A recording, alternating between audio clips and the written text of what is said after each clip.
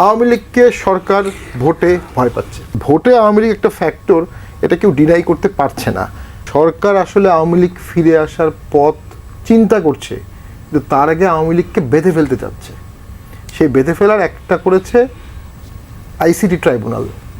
এটা নিয়ে যে আইনটা হয়েছে 73 সালে আইন, এটা এই এক বছরে 4 বার পরিবর্তন করা হয়েছে এবং 4 বারই 21-টির বিপক্ষে করা হয়েছে।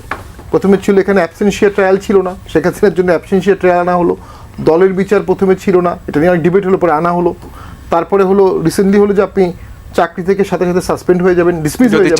হ্যাঁ, সেটা ওই আর্মি অফিসারদেরকে মাথায় রেখে করা হয়েছে, ইউ ক্যান প্রেডিক্ট দ্যাট। দেন আপনি কি করলেন যে আপনার চার্জশিট দেওয়া হলে আপনি নির্বাচন করতে পারবেন না। এটা কি ধরনের কথা?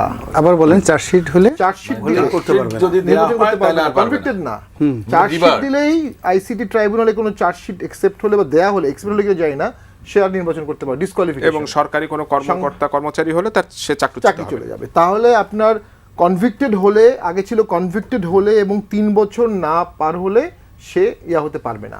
আওয়ামী লীগের আমরা এটা কমে করেছে কনভিক্টেড, দুদকের মামলায় কনভিক্ট হলে পারবে না। তারা খালেদা জিয়াকে মাথায় রেখে করেছিল, পেন্ডিং অ্যাপিল 111 এর সময় করেছিল। এখন নামলো কোথায়? চার্জশিট। আচ্ছা, চার্জশিট কে দিচ্ছে? চার্জশিট দিচ্ছে প্রসিকিউশন। প্রসিকিউশন কে? সরকার। সরকার মানে কি? প্রেজেন্ট সরকার মানে কি? এক্সিকিউটিভ। মানে এক্সিকিউটিভ যদি চায় যে আমি 1000 লোকের নামে চার্জশিট দেবো, এরা ভোট করতে পারবে না, এরা পারবে না, কিন্তু জুডিশিয়ালের কোনো সুযোগ নাই।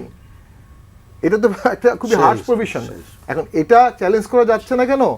এটা আমাদের আইসিটি আইনের যে সাংবিধানিক ধারা আছে 47 and 47A, সেখানে বলা আছে মানবাধিকারের ধারার সাথে আইসিটি আইনের কন্ট্রাডিক্টরি হলেও আইসিটি আইনটা প্রিভেইল করবে। এটা একটা এক্সেপশনাল সুযোগ দেওয়া হয়েছে, যেহেতু এভিডেন্সিয়াল গ্যাপ থাকে।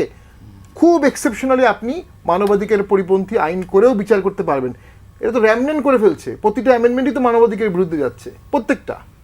তা আপনি দেখা যাবে যে এই ট্রায়াল শেষে যে হেয়ার্সের ভিত্তিতেই সব হয়ে গেছে, হয়তো বা ডাইরেক্ট এভিডেন্স থাকতে পারে। মোস্ট ইম্পর্টেন্ট হচ্ছে আওয়ামী লীগকে সরকার ভোটে ভয় পাচ্ছে। সে পার্সেন্টেজটা আমি বলতে পারবো না, অনেক ভাইয়ের মধ্যে কনফিডেন্টলি, উনি আমার থেকে অনেক সিনিয়র পলিটিশিয়ান, অনেক বিজ্ঞ মানুষ, কিন্তু ভোটে আওয়ামী লীগ একটা ফ্যাক্টর, এটা কেউ ডিনাই করতে পারছে না। এখন আওয়ামী লীগ পতন হয়েছে, পালিয়ে গেছে, নতজানু হয়েছে। সেই সময় কিন্তু আমরা দেখেছি আমাদের এলাকার আওয়ামী লীগ নতজানু ছিল, সবার সামনে নতজানু ছিল, যে কোনো কম্প্রোমাইজে রাজি ছিল। কোনো কম্প্রোমাইজ না করে আপনি কি করলেন? একটা উইক ফর্মেটে তাদেরকে ব্যান করলেন, একদম উইক ফর্মেটে, যে জাস্টিফাই করতে পারবেন না। স্থায়ী একটা বিভাজন রেখা দেশে তৈরি হয়ে গেল। তারপরে একটা ঐক্যমত কমিশন করা হলো, 25টা দলকে ডাকা হলো, 30টা দলকে ডাকা হলো না, 30টা। এই 25টি দলের মধ্যে আবার 2-3টি দল এখন আবার জুলাই সনদ স্বাক্ষর করছে না।